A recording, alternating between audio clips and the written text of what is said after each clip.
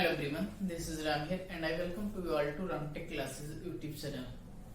तो आज हम चैप्टर सेकंड स्ट्रक्चर मैकेनिक्स में आज हम चैप्टर सेकंड का फर्स्टली कुछ उसके जो फार्मूलाज वगैरह हैं और डिफिनीशन से उनका रिवीजन करेंगे और उस पर बेस्ड जितने भी प्रकार के क्वेश्चन पढ़ सकते हैं उनके क्वेश्चंस का इसमें हम डिस्कशन करेंगे। ठीक है, तो फर्स्टली देख लेते हैं रिवीजन। ठीक है, रिवीजन बेसिस पर इसको देख लेते हैं, उसके बाद में इस पर जो क्वेश्चन बन सकते हैं तो उनके न्यूमेरिकल्स यहाँ पर डिस्कस करने वाले हैं। ठीक है, तो फर्स्टली क्या देखा था इसमें स्ट्रेस और स्ट्रेन, हमारा चैप्टर सेकंड था। ठीक है, चैप्टर सेकंड था स्ट्रेस एंड स्ट्रेन, प्रतिबल और विकृति। ठीक है, प्रतिबल होता क्या है, स्ट्रेस स्ट्रेन। ठीक है, प्रतिबल और विकृति, स्ट्रेस में होता है प्रतिबल, स्ट्रेन में होता है विकृति। तो स्ट्रेस क्या होता है, क्या बताया था, ये होता है internal resisting force per unit area. ठीक है, स्ट्रेस यानी प्रतिबल क्या बताया था, stress equal to internal resisting force यानी आंतरिक प्रतिरोधी बल, इंटरनल रेजिस्टिंग फोर्स और जिस क्रॉस सेक्शन पर लग रहा है उसका क्रॉस सेक्शन का एरिया। ठीक है, तो ये हो जाएगा क्रॉस सेक्शनल एरिया। स्ट्रेन क्या होता है, स्ट्रेन होता है विकृति, स्ट्रेन होता है विकृति। इसे प्रदर्शित करते हैं एप्सिलॉन से। होता है चेंज इन डायमेंशन यानी विमा में परिवर्तन, चेंज इन डायमेंशन यानी विमा में परिवर्तन upon original dimension, upon original dimension. ठीक है, ओरिजिनल डायमेंशन यानी कि जो वास्तविक विमा थी यानी जो लंबाई थी, और ये ऊपर क्या था, चेंज इन डायमेंशन यानी कि इसमें कितना परिवर्तन हुआ लंबाई में फोर्स लगाने के बाद में, डेल्टा एल अपॉन कर देखें, मान लेते हैं लंबाई के एल आप देखें तो चेंज इन डायमेंशन लंबाई में कितना परिवर्तन हुआ और उसकी लंबाई कितनी थी, ओरिजिनल लंबाई। ठीक है, सेकेंड चीज यहाँ पर देख लेते हैं कि स्ट्रेस कितने प्रकार के होते हैं। ठीक है, प्रतिबल कितने प्रकार के होते हैं, तो प्रतिबल को देख लिया था, स्ट्रेस को देखा था।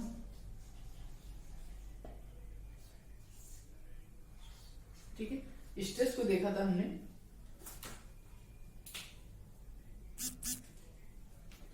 टेंसाइल या कंप्रेसिव फोर्स, सॉरी टेंसाइल या कंप्रेसिव स्ट्रेस, कंप्रेसिव यानी संपीड़न प्रतिबल, कंप्रेसिव स्ट्रेस यानी संपीड़न प्रतिबल। इसमें होता है कि जब किसी बॉडी पर क्या कर रहे हैं, कंप्रेसिव फोर्स लग रहा है यानी उस बॉडी को, उस स्ट्रक्चर को क्या कर रहा है, दबा रहा है, उसकी लंबाई में कमी होगा। ठीक है, तो ये हो जाएगा कंप्रेसिव स्ट्रेस। टेंसाइल स्ट्रेस यानी कि लंबाई में क्या हो रही, वृद्धि हो रही है, टेंसाइल स्ट्रेस यानी तनाव प्रतिबल। ठीक है, नेक्स्ट होगा शियर स्ट्रेस या कर्तन प्रतिबल यानी कि किसी बॉडी को क्या कर रहे हैं, मान लेते हैं उसके शियर, उसको काटने की टेंडेंसी रखता हो। ठीक है, तो उसे कहते हैं शियर स्ट्रेस। स्ट्रेन को देख लेते हैं यानी विकृति। ठीक है, इसका जस्ट रिवीजन करा रहे हैं। ठीक है, ऑलरेडी पूरे हम ऑलरेडी पढ़ चुके हैं। ठीक है, और होता है ये डायरेक्ट और टेंसाइल, डायरेक्ट और बेंडिंग स्ट्रेस होता है। ठीक है, डायरेक्ट एंड बेंडिंग स्ट्रेस। ठीक है, इसको आगे बेंडिंग को पढ़ने वाले हैं आगे टॉपिक में, M by I sigma upon Y E by R करके इसको फार्मूला होता है बेंडिंग इक्वेशन का, M by I sigma upon Y E by R. ठीक है, जहां पर एम होता है मोमेंट ऑफ मोमेंट होता है, आई होता है मोमेंट ऑफ इनर्शिया, सिग्मा होता है स्ट्रेस, वाई होता है न्यूट्रल एक्सिस से डिस्टेंस। ठीक है, ई होता है ये मॉडुलस ऑफ इलास्टिसिटी, आर होता है रेडियस ऑफ जायरेशन। ठीक, इसको आगे देखेंगे। अब यहाँ पर स्ट्रेन को देख लेते हैं यानी विकृति को। ठीक है, विकृति को यहाँ पर विकृति यानी विकृति में टाइप्स देख लें तो होता है लॉन्गिट्यूडनल स्ट्रेन यानी लॉन्गिट्यूडनल यानी एक्सिस के अलॉन्ग, या इसे बोल सकते हैं एक्सियल स्ट्रेन, एक्सियल स्ट्रेन। यानी कि अनुदैर्ध्य विकृति, अनुदैर्ध्य विकृति, ठीक है। और क्या हो सकता है, लॉन्गिट्यूडनल, लॉन्गिट्यूडनल हो गया, और हो सकता है लेटरल, ठीक है। यानी कि लंबाई के, जिस लंबाई के या जिस एक्सिस के अराउंड फोर्स लग रहा है उसके 90 डिग्री पे, यानी उसके परपेंडिकुलर जो स्ट्रेन आएगा या विकृति आएगा उसे कहेंगे लेटरल स्ट्रेन, लेटरल स्ट्रेन यानी पार्श्व विकृति, ठीक है। नेक्स्ट वन है वॉल्यूमेट्रिक स्ट्रेन। यहाँ पर देखते हैं शियर स्ट्रेन यानी कर्तन, कर्तन विकृति, ठीक है, शियर स्ट्रेन, कर्तन विकृति।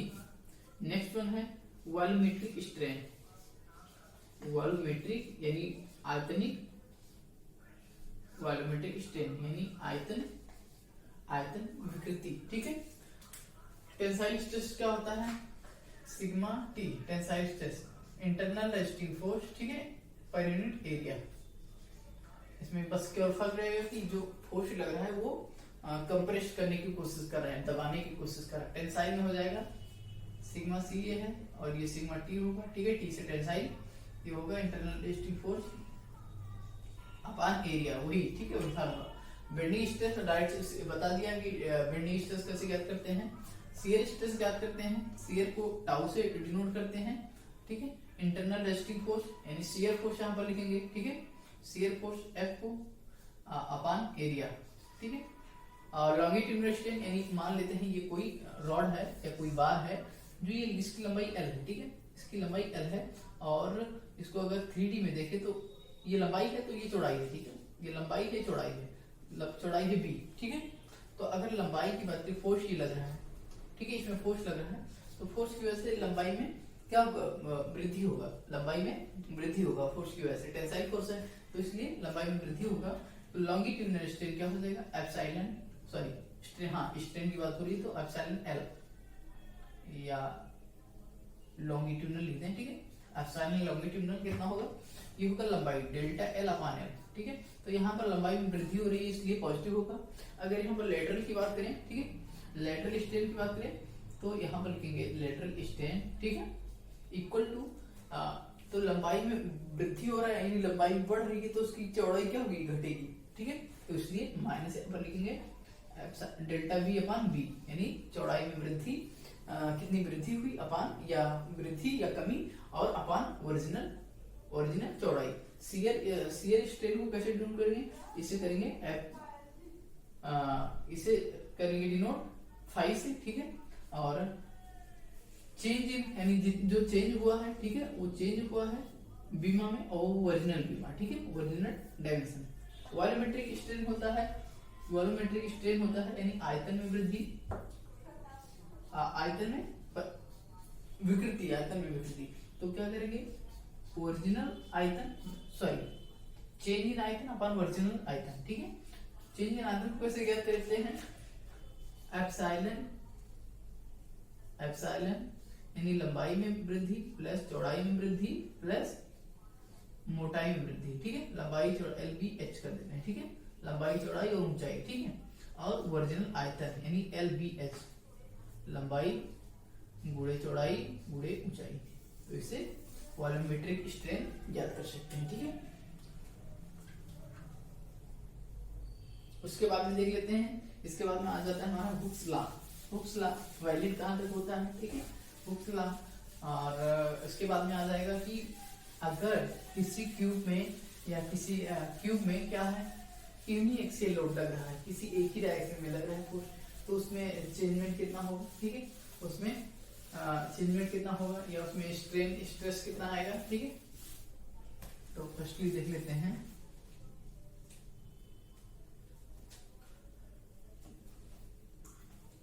हुक्स लॉ, ठीक है, हुक्स लॉ,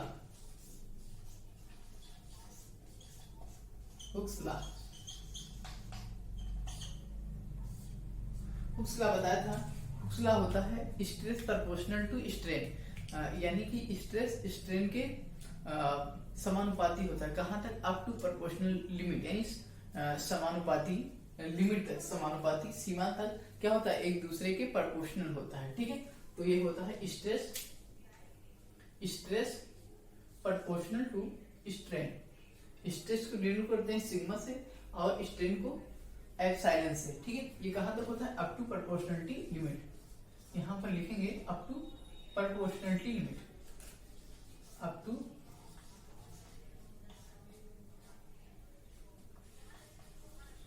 प्रोपोर्शनलिटी लिमिट, ठीक है।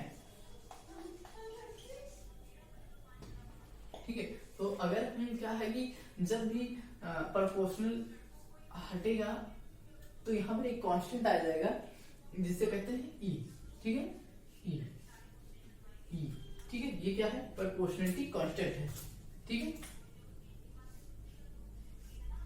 या हुक्स कांस्टेंट,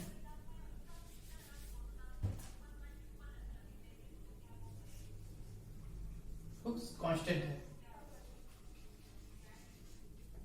अगर हम देखें हुक्स के कांस्टेंट कितने होते हैं, तो होता है ई, जी एंड के।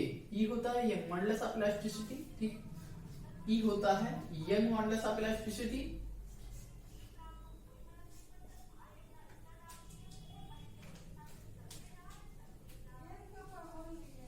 Young modulus of elasticity,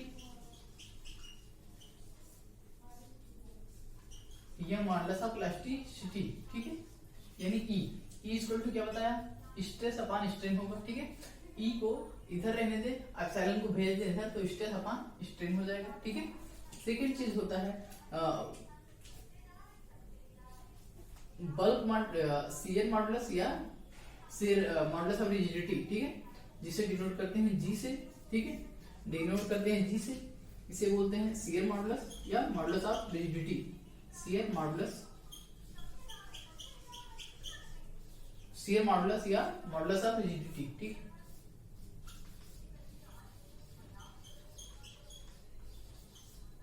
modulus of rigidity, ठीक है, जिसे डिनोट करते हैं जी से।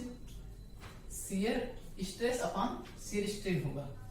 क्या बताया था? शियर स्ट्रेस को टाउ से डिनोट करते हैं और शियर स्ट्रेन को एप्सिलॉन से, ठीक है, शियर स्ट्रेन को एप्सिलॉन से। नेक्स्ट वन है बल्क मॉडुलस, ठीक है, बल्क मॉडुलस। नेक्स्ट कांस्टेंट है के भी एक हुक्स कांस्टेंट है। कितने कांस्टेंट? ई, जी, के। ये क्या होता है? यंग मॉडुलस ऑफ इलास्टिसिटी या मॉडुलस ऑफ इलास्टिसिटी। सेकंड है जी, जिसे शियर मॉडुलस या मॉडुलस ऑफ रिजिडिटी कहते हैं। नेक्स्ट वन है के, बल्क मॉडुलस, ठीक है, बल्क मॉडुलस, ठीक है, बल्क मॉडुलस जिसे के से डिनोट करते हैं। इसे डिफाइन करते हैं K is equal to direct stress upon volumetric strain. Direct stress को डिनोट करते हैं सिग्मा से और वॉल्यूमेट्रिक स्ट्रेन यानी एप्सिलॉन वी, यानी वॉल्यूमेट्रिक स्ट्रेन, ठीक है। वॉल्यूमेट्रिक स्ट्रेन क्या होता है? वॉल्यूमेट्रिक स्ट्रेस होता है change in volume upon total volume, ठीक है, change in volume upon total volume, ठीक है। नेक्स्ट टॉपिक देखते हैं एलोंगेशन इन बार, ठीक है, एलोंगेशन इन बार यानी लंबाई में किसी भी छड़ के लंबाई में परिवर्तन किसकी वजह से? लोड की वजह से हो सकता है, सेल्फ वेट की वजह से हो सकता है, ठीक है। तो अब आगे इसे देखने वाले हैं, ठीक है। नेक्स्ट टॉपिक है, ये जस्ट केवल फार्मूला रिवीजन करा रहे हैं, ठीक है, सिर्फ फार्मूला रिवीजन, जिससे कि अब हम आगे न्यूमेरिकल इस पर देखने वाले हैं तो उसमें आसानी होगी, ठीक है, उसमें क्या होगा? आसानी होगी। अगर फार्मूलाज याद होंगे तो फिर इजीली हम क्वेश्चन को कर पाएंगे, ठीक है। तो यहाँ पर नेक्स्ट हेडिंग रहेगा हमारा elongation in rod, elongation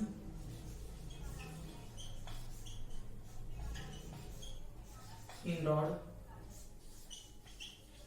छड़ में elongation या एक्सटेंशन, ठीक है, यानी वृद्धि, elongation in rod और, ठीक है, elongation in rod और बार, ठीक है।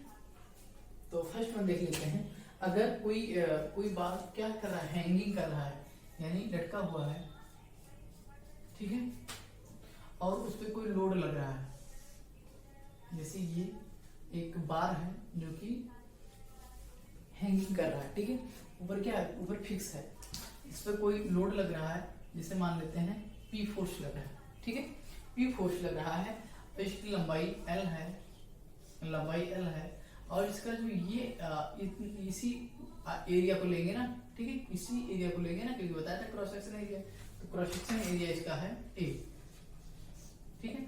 बताया था इसका फार्मूला कि ठीक है, क्या होगा, चेंज इन लेंथ यानी लंबाई में परिवर्तन क्या होगा, या एलोंगेशन क्या होगा, या एक्सटेंशन क्या होगा, ठीक है। तो ये हो इसका फार्मूला है PL अपॉन E, ऑलरेडी से देख चुके हैं, ठीक है, PL अपॉन E, तो ये होगा हमारा formula PL upon E। P होता है जो फोर्स या लोड लग रहा होता है, ठीक है, टेंसाइल फोर्स है, और L क्या है, ओरिजिनल लंबाई है, ये क्या है, एरिया है, क्रॉस सेक्शन एरिया, इसका एरिया क्रॉस सेक्शन एरिया है, ई क्या है, यंग मॉडुलस ऑफ इलास्टिसिटी, कोई मान लीजिए स्टील का यहाँ पर दिया रहेगा कि स्टील का कोई रॉड है जिस पर कुछ फोर्स लग रहा है, जिस पर कुछ न्यूटन का या कुछ किलो न्यूटन का फोर्स लग रहा है, और कुछ लेगा कि डेल्टा एल कैलकुलेट करना है, ठीक है, डेल्टा एल कैलकुलेट करना है, तो कैसे कैलकुलेट करेंगे, फार्मूला यहाँ पर होगा PL अपॉन E, ठीक है, इसे ध्यान रखेंगे, इस फार्मूले को ध्यान रखेंगे, ठीक है। चाहे यहीं पर एक क्वेश्चन कर लेते हैं, ठीक है, यहीं पर एक न्यूमेरिकल देख लेते हैं, मान लेते हैं क्वेश्चन देख लेते हैं यहीं पर, ठीक है, जिससे कि साथ साथ में क्वेश्चन भी प्रैक्टिस होता चलेगा। तो क्वेश्चन यहाँ पर देख लेते हैं, यहाँ पर क्वेश्चन है इसका,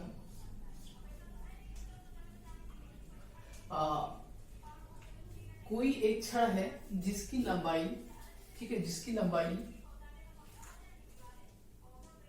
ये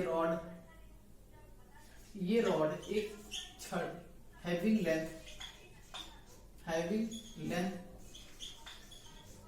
कितनी लंबाई लेते हैं, 1 मीटर, ठीक है, 1 मीटर, एंड डायमीटर मान लेते हैं 20 mm इसका डायमीटर है।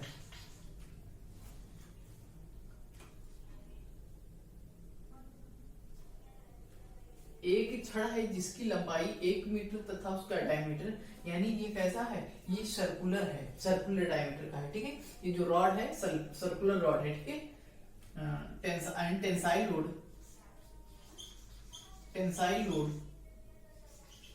टेंसाइल फोर्स दिया है 20 kilonewton, find out change in length, ठीक है, या extension in rod, change in length यानी डेल्टा एल को कैलकुलेट करने के लिए बोल दिया, चेंज इन लेंथ यानी डेल्टा एल को कैलकुलेट करने के लिए बोल दिया, और स्टील रॉड दिया है, स्टील रॉड, ठीक है, स्टील रॉड दे देगा, तो यहाँ पर आपको ई की वैल्यू खुद से पुट कर देनी है, अगर नहीं वैल्यू गिवन है तो स्टील की E इक्वल टू यानी ये modulus of elasticity equal to 2 × 10⁵ newton पर mm स्क्वायर हो जाएगा, ठीक है। तो यहाँ पर क्या दिया है, यहाँ पर लोड दिया हुआ है, ठीक है, यहाँ पर क्या है, लोड गिवन है, P की वैल्यू गिवन है, लंबाई गिवन है 1 मीटर, ठीक है, L की वैल्यू गिवन है, एरिया हम ज्ञात कर लेंगे क्योंकि डायमीटर में गिवन है, ठीक है, E की वैल्यू हम बोल दिया स्टील, तो E इक्वल टू 2 × 10⁵ न्यूटन पर mm स्क्वायर हो जाएगा, ठीक है। तो यहाँ पर आप सोल्यूशन देख लेते हैं इसका, ठीक है, इसका सोल्यूशन देख लेते हैं। फर्स्टली लिखेंगे गिवन दैट, क्या क्या चीजें ज्ञात करनी है, और नेक्स्ट वर्ड लिखेंगे फाइंड आउट, क्या गिवन दैट यानी क्या क्या दिया हुआ है, नेक्स्ट वर्ड लिखेंगे कि फाइंड आउट क्या क्या ज्ञात करना है। तो यहाँ पर हमको लंबाई गिवन है, और उसका डायमीटर गिवन है, ठीक है, और उसका लोड दिया है, ठीक है। तो यहाँ पर गिवन है क्या के पास हमारी, गिवन है ओरिजिनल लेंथ 1 मीटर दिया है, ठीक है, 1 मीटर इक्वल टू 1000 mm, ठीक है, 1000 mm, क्योंकि यहाँ पर जो डायमीटर दिया है और E की वैल्यू जो हमें पता है वो mm में है, इसलिए इसको भी चेंज कर लेते हैं, ठीक है। तो L की वैल्यू गिवन है, और क्या है, डायमीटर गिवन है, डायमीटर दिया है, D की वैल्यू 20 mm, तो डायमीटर में गिवन है, तो यही एरिया भी कैलकुलेट कर लेते हैं, ठीक है, एरिया कैलकुलेट कर लेते हैं, π/4 d², ठीक है, तो पुट कर दो वैल्यू डी की वैल्यू। तो यहाँ पर डी की वैल्यू जब पुट करेंगे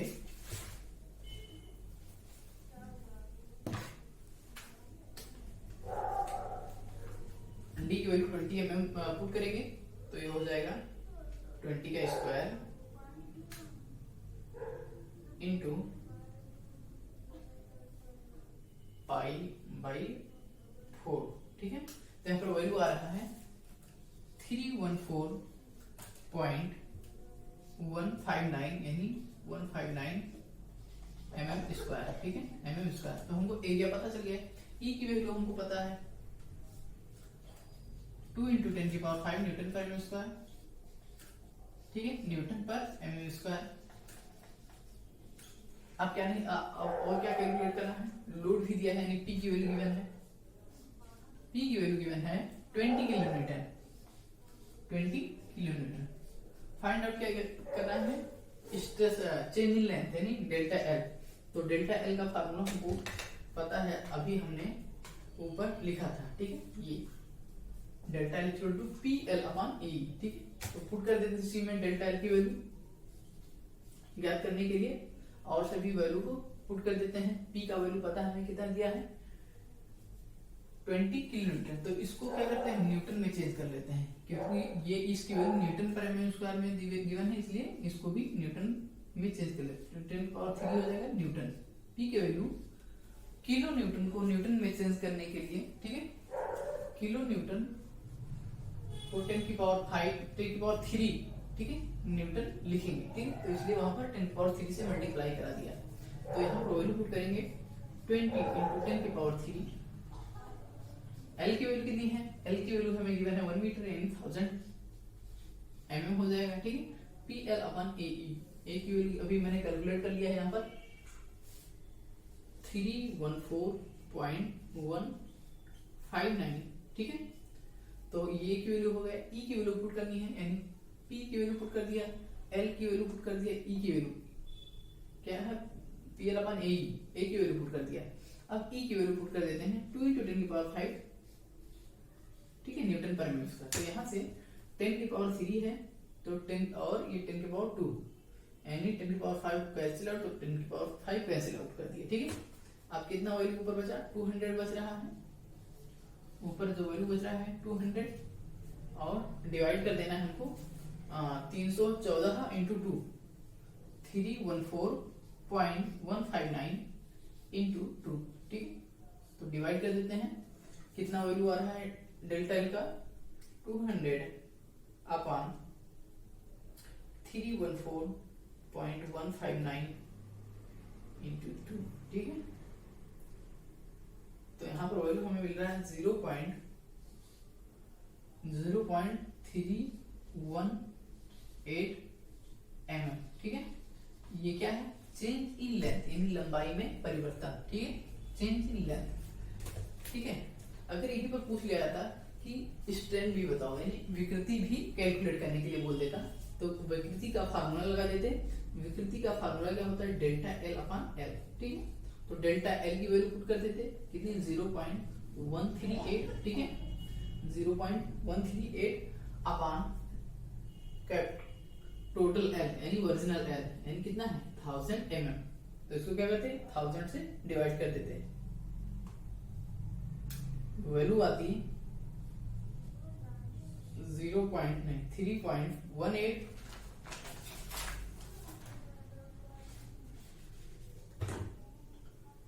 3.183 इंटू 10 की पावर -4, ठीक है। अब इसका यूनिट नहीं लिखते, क्यों नहीं लिखते, क्योंकि यूनिटलेस होता है। क्यों, क्योंकि लंबाई डेल्टा एल में कुछ mm है, ठीक है। ये कैसा है ये mm में है, ठीक है, mm वैल्यू, ये भी mm वैल्यू है। तो mm से m कैंसिल आउट हो जाता है और इसके पास कोई भी यूनिट नहीं होता है, कोई भी इकाई नहीं होता है, इसीलिए इसे कहते हैं विमाहीन होता है, ठीक है। जो स्ट्रेन होता है विकृति होता है वो डायमेंशन लेस होता है, ठीक है। नेक्स्ट देख लेते हैं, नेक्स्ट एलोंगेशन इन बार, ठीक है। तो ये सिंपल क्वेश्चन था। नेक्स्ट वन देख लेते हैं टेपरिंग बार के लिए, ठीक है, टेपरिंग बार के लिए नेक्स्ट कॉन्सेप्ट है हमारा एलोंगेशन इन ये यूनिफॉर्मली टेपरिंग रॉड या बार, ठीक है, एलोंगेशन इन यूनिफॉर्मली टेपरिंग रॉड या बार।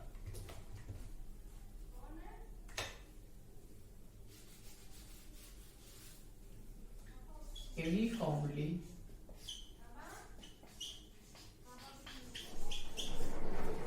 टेपरिंग, ठीक है, यूनिफॉर्मली टेपरिंग रॉड या बार, ठीक है, यानी कि जो यूनिफॉर्मली यानी लगातार चेंज हो रहा है, तो उसका ये डायग्राम होगा, ठीक है, क्या कंटिन्यूसली क्या हो रहा है, वो वेरी कर रहा है इसका डायमेंशन, ठीक है, इसका डायमेंशन क्या हो रहा है, वेरी कर रहा है। ये डायमेंशन मान लेते हैं, इसका डायमीटर जो है d1 है, ठीक है, ये है d2 है, और ये बता देते हैं ये कैसा है, यूनिफॉर्मली सर्कुलर टेपरिंग बार है, यूनिफॉर्मली यहाँ पे लिखेंगे सर्कुलर टेपरिंग रॉड या बार, ठीक है, तो ये कैसा है, ये ऐसा है, ये सर्कुलर है, ठीक है, ध्यान रखेंगे, ये कैसे सर्कुलर, इसमें कोई लोड लग रहा है या फोर्स लग रहा है, कैसा टेंसाइल फोर्स लग रहा है P का, ठीक है, टेंसाइल फोर्स लग रहा है P का। अब इसको याद करने की जरूरत नहीं है, ऐसे डायरेक्ट ध्यान रखें, delta L equal to PL upon AE, अब बस याद रखेंगे π/4d² होता है जब सर्कुलर डायमीटर होता है, ठीक है, लेकिन यहाँ पर चेंज हो रहा है तो इसका एरिया होगा π/4 d1 इंटू d2, ठीक है, d1 d2, तो बस वैल्यू पुट कर दें, एरिया ज्ञात करके वैल्यू को पुट कर देंगे, और इसकी लंबाई होगी L, ठीक है, इसकी लंबाई होगी L, और यहाँ पर पूछा है डेल्टा चेंज इन लेंथ बताना है, ठीक है, चेंज इन लेंथ बताना है, लंबाई में परिवर्तन बताना है, कैलकुलेट कर लेंगे, इसी में वैल्यू पुट कर देंगे, P की वैल्यू, L की वैल्यू, ओरिजिनल लेंथ, एरिया तो याद कर लेंगे ऐसे π/4 d1 d2, ठीक है, π/4 d1 d2, या तो उसको वैल्यू पुट करके याद रखेंगे, लेकिन याद करने की ज्यादा जरूरत नहीं है, ऐसे ही सिंपली लिखेंगे, ठीक है। यहाँ पर क्या लिख सकते हैं, इसको अगर पुट कर देंगे वैल्यू, उसको क्या हो जाएगा, ये हो जाएगा 4PL, है ना, 4PL upon pi d1 d2, ठीक है, लेकिन इसे स्मॉल ब्रैकेट में रखेंगे, यहाँ पर जो वैल्यू d1 d2 जैसे भी पुट करेंगे वैसे ही यहाँ पर पुट कर देंगे, d1 यहाँ पर स्मॉल में रखा है इसलिए स्मॉल में पुट कर रहे हैं d2, ठीक है, और इंटू d, ठीक है, ये हो जाएगा। तो एक एग्जांपल इन पर ले लेते हैं जिससे कि ये और ज्यादा क्लियर हो जाएगा, कॉन्सेप्ट और क्लियर हो जाएगा, ठीक है, तो क्वेश्चन है हमारा, यहाँ पर क्वेश्चन लिखते हैं, ये यूनिफॉर्मली टेपरिंग सर्कुलर बार, तो इसमें क्वेश्चन ले लेते हैं कोई एक क्वेश्चन मान के सॉल्व करते हैं क्वेश्चन, जैसे ये circular and uniformly circular tapering bar and uniformly circular tapering bar, ठीक है, टेपरिंग बार, और डायमीटर इसका दिया है d1 d2 दिया है, ठीक है, डायमीटर दिया है 20 mm और 10 mm, मान लेते हैं एक का 30 mm और 20 mm दिया है, ठीक है, 30 mm दिया है और 20 mm, 30 mm and 20 mm bar diameter, and tensile force दिया है, टेंसाइल फोर्स दिया है 50 किलोमीटर, ठीक है, 50 किलोमीटर, लंबाई दी है, लेंथ दी है 2 मीटर, ठीक है, एक कोई बार है सर्कुलर टेपरिंग बार है जिसकी लंबाई दी है, यानी L की वैल्यू गिवन है, ठीक है, और d1 d2 दी है, जैसे क्या करेंगे, एरिया कैलकुलेट करेंगे जिसकी हेल्प से, और यहाँ पर लोड दिया गया है टेंसाइल फोर्स दिया है 50 किलोमीटर का, find out change in length, लंबाई में परिवर्तन कैलकुलेट करना है, find out change in length, लंबाई में परिवर्तन ज्ञात कीजिए, चेंज इन लेंथ, या बोल सकता था एलोंगेशन पूछ ले सकता था, या एक्सटेंशन इन रॉड पूछ लेता, ठीक है। अब यहाँ पर सॉल्यूशन देख लेते हैं, ठीक है, सॉल्यूशन देख लेते हैं, गिवन क्या क्या है, d1 d2 गिवन है, ठीक है, d1 d2 गिवन है, और लोड गिवन है, P की वैल्यू गिवन है, और लंबाई दी है, L की वैल्यू गिवन है, हमें क्या क्या गिवन है लिख लेते हैं वैल्यू को, क्या क्या गिवन है, गिवन दैट गिवन है, लंबाई दी है 1 मीटर दी है, और नहीं 2 मीटर दिया है, ठीक है 2 मीटर दिया है, mm में चेंज कर लेते हैं इसको, तो 2000 mm हो जाएगा, ठीक है। डेल्टा एल कैलकुलेट करना है, और क्या दिया है, D1 दिया है 20 mm की 30 mm, और D2 दिया है 20 mm, यानी डायमीटर दिया है 20 mm। अब इसकी हेल्प से क्या करेंगे, एरिया को कैलकुलेट कर लेंगे। एरिया क्या 5/4 D1 इंटू D2, यानी 5/4 30 इंटू 20, ठीक है। तो एरिया आ जाएगा, यहाँ से एरिया हो जाएगा 20 into 30 into 5/4,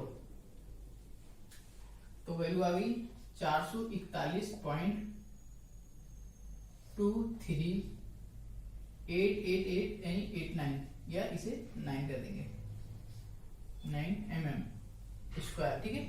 area mm square में आ गया, ठीक है। और यहाँ पर ई की वैल्यू यानी स्टील का दिया है, an uniformly circular tapering steel rod है, ठीक है, स्टील रॉड है, तो इसलिए उसका ये मॉडुलस ऑफ इलास्टिसिटी ई की वैल्यू हो जाएगी 2 × 10⁵ ई की वैल्यू गिवन है, या दिया रहेगा, या तो हमें मान के चलना है स्टील के लिए 2 × 10⁵ न्यूटन पर mm स्क्वायर, ठीक है। कैलकुलेट कर लेते हैं, वैल्यू डायरेक्ट पुट कर देते हैं सबकी वैल्यू, क्योंकि हमें सबकी वैल्यू कैलकुलेट कर ली है। तो डेल्टा एल इक्वल क्या हो जाएगा, PL, पी की वैल्यू कितनी दी है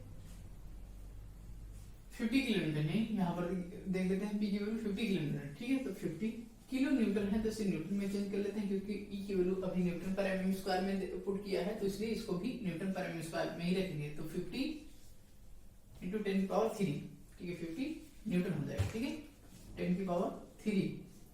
एल की वैल्यू गिवन है, कितना दिया है 2 मीटर दिया है, ठीक है। एल की वैल्यू गिवन है 2 मीटर, तो 2 × 10⁵ mm में कन्वर्ट कर लिए, ठीक है, अपॉन,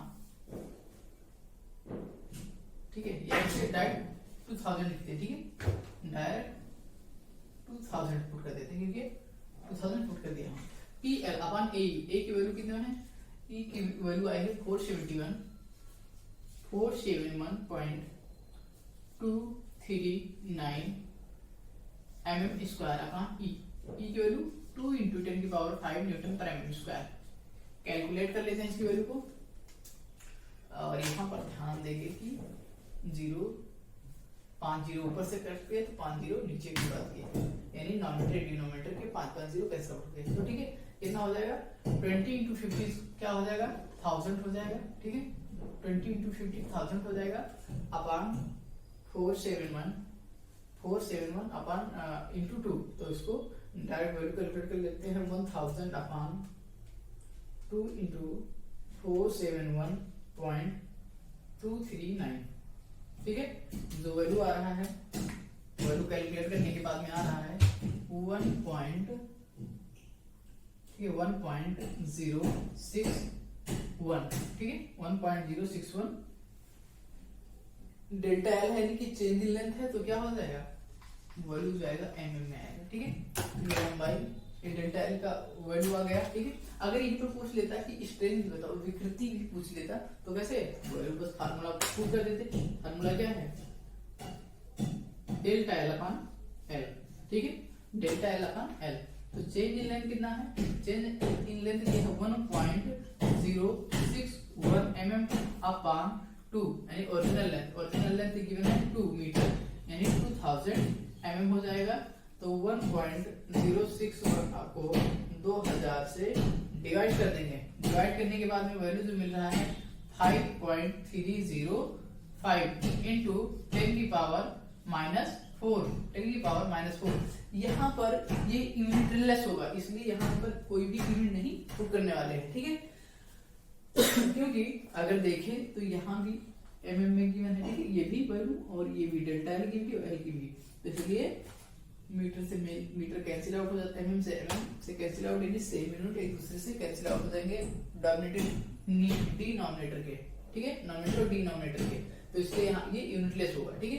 तो इसकी वैल्यू ये आ गया, तो यहाँ पर ये आंसर हो गया, ठीक है, और यहाँ पर ये आंसर हो गया, ठीक है। देखेंगे चेंज इन लेंथ या एलोंगेशन इन रॉड या bar due to self weight. Self weight की वजह से लंबाई में वृद्धि, elongation in rod due to self weight. ठीक है, elongation in rod due to self weight, elongation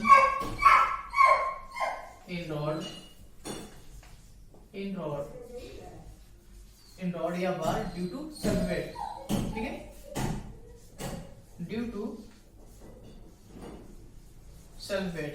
ठीक है, स्वयं के भार की वजह से नहीं, कोई बार है जो कि हैंगिंग कर रहा है, ठीक है, लटक रहा है, ये खुद के भार की वजह से, यानी इसका कुछ वेट होगा W, इसकी वजह से, ठीक है, इसकी वजह से कितना इसमें चेंजमेंट होगा। ठीक है, तो lambda equal to W upon V बताया था, जहां पर ये W क्या है, भार है, और V क्या है, आयतन है। ठीक है, तो weight upon volume equal to होता है यूनिट वेट। ठीक है, तो इसकी वजह से क्या बताया था formula, delta L equal to lambda L square upon 2E। ठीक है,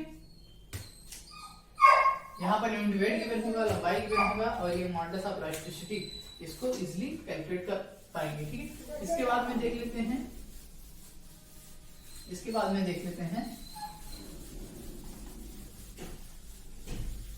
पॉइजन रेशियो। तो पॉइजन रेशियो छूट रहा है, तो पॉइजन रेशियो को देख लेते हैं। ठीक है,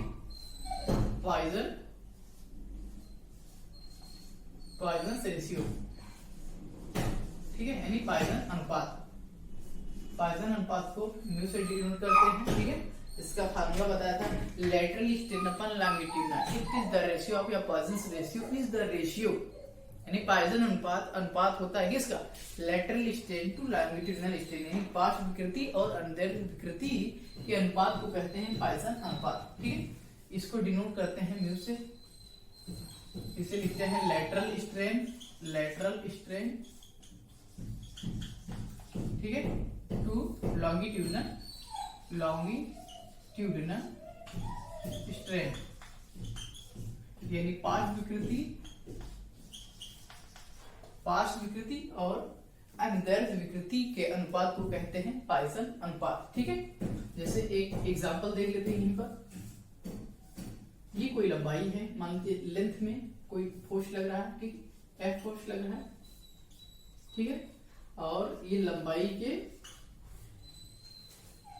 अलोंग लग रहा है, यानी लंबाई के एक्सिस के अलोंग लग रहा है, लॉन्गिट्यूडनल एक्सिस के अलोंग लग रहा है, और इसके जो चौड़ाई में चेंजमेंट होगा, यानी कि इस फोर्स के परपेंडिकुलर डायरेक्शन में जो भी चेंजमेंट होगा लंबाई में, उस विकृति को कहते हैं लेटरल स्ट्रेन। ठीक है, तो यहाँ पर लिख सकते हैं, ठीक है, यहाँ पर लिख सकते हैं कि लेटरल स्ट्रेन क्या होगा, B के वजह से, B की यानी चौड़ाई की वजह से जो होगा स्ट्रेन विकृति आएगा, वो एप्सिलॉन भी लिखेंगे, और लंबाई की वजह से लॉन्गिट्यूडनल। ठीक, तो इसको जैसे एक एग्जांपल द्वारा देख लेते हैं। ठीक, एक एग्जांपल द्वारा देख लेते हैं। मान लेते हैं कोई क्वेश्चन दिया है, यहाँ पर क्वेश्चन पे दिया है कि लंबाई गिवन है किसी बार का है, किसी रॉड का 1 मीटर गिवन है, मान लेते हैं 2 मीटर गिवन है लंबाई, ठीक है, 2 मीटर गिवन है, और चौड़ाई जो गिवन है वो 500 mm दिया है, या 1 मीटर मान लेते हैं, 500 mm ही रखो, ठीक है,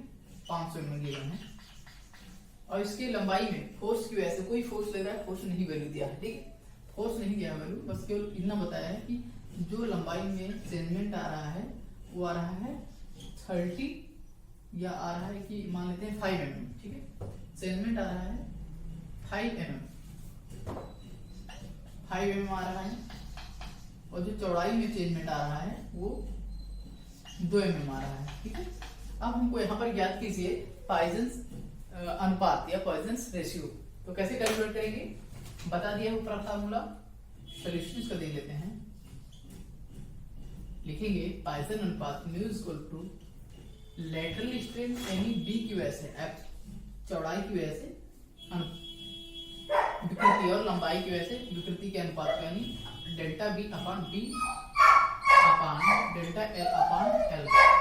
ठीक है, तो ये इससे मल्टीप्लाई हो जाएगा, ये ऊपर चला जाएगा, तो डेल्टा B इंटू L अपान B इंटू डेल्टा L।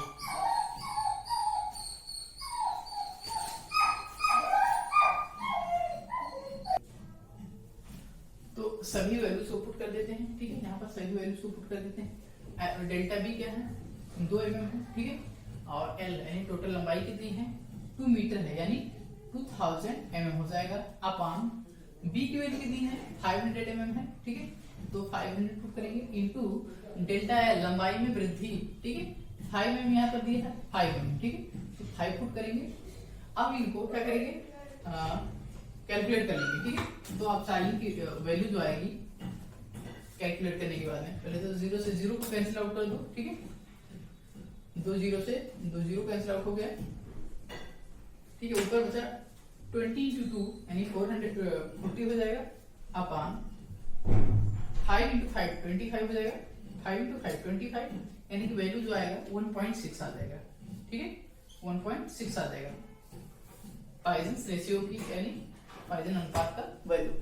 ध्यान रखेंगे पॉइजन रेशियो का कोई भी डायमेंशन नहीं होता है, यानी कि डायमेंशन लेस होता है, यूनिट लेस होता है, ठीक है। तो इसे यूनिट लेस लिख सकते हैं, ठीक है। ये कैसा होता है ये यूनिट लेस होता है। वैसे कोई भी रेशियो जो भी रेशियो अगर उसमें है तो क्या कहते हैं वो यूनिट लेस ही होता है, ठीक है। ये क्या है यूनिट लेस है, यानी बीमाहीन है, ठीक है।